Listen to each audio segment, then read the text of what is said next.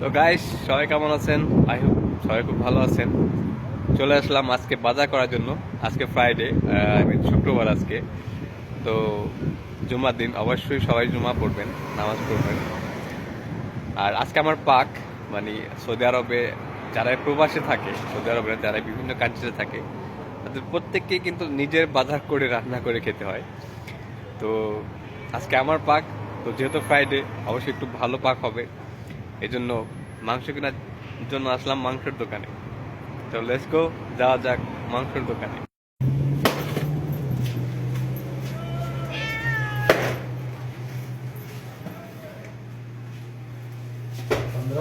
তো ভাই, চলে আসলাম মাংসের দোকানে। এখন মাংস কিনবো। এ হচ্ছে সৌদি আরবের মাংসের দোকান।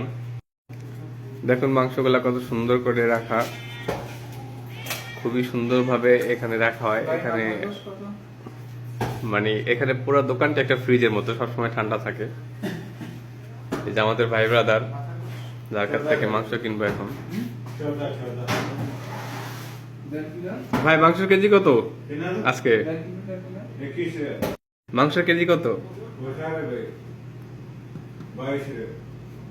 এই যে এটা হচ্ছে 22 রিয়াল কেজি। তো ভাই, আমাদেরকে 1.5 কেজি মাংস দেন। তো আমি 1.5 কেজি কিনবো। দেখুন কিভাবে মাংস কাটা হচ্ছে, যেমন ভাই মাংস কাটতেছে। তো তো গাইস, প্রথমে ভেবেছিলাম গরুর মাংস কিনবো, যেটা 22 রিয়াল কিলো। 22 রিয়ালে বাংলাদেশে প্রায় 700 টাকার মতো আসবে। কিন্তু এখন চিন্তা করলাম না, এটা কিনবো না। খাসি মাংস কিনবো। খাসি মাংস অলরেডি নাম হয়ে গেছে, ভাই আমার জন্য কিনতেছে।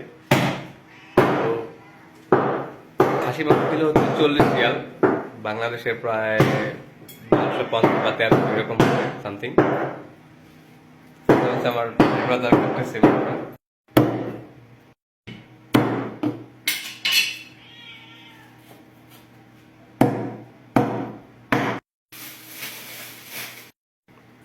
अरे भाई टिकटॉक पे नहीं डाला है না ভাই, পয়সা নাও। कौन बन किधर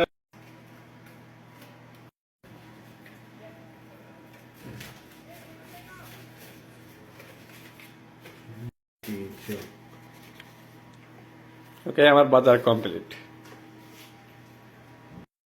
তো গাইস, আমার মাংস কেনা শেষ, দোকান থেকে বের হলাম।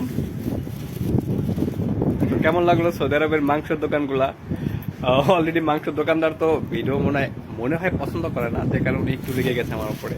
বলছে ভাই আমার পেজ নিও না, কিন্তু নিয়ে নিয়েছি, প্রবলেম নাই। তো ভালো থাকবেন সবাই। মাংসের দোকানের কেনাকাটা শেষ, বাই।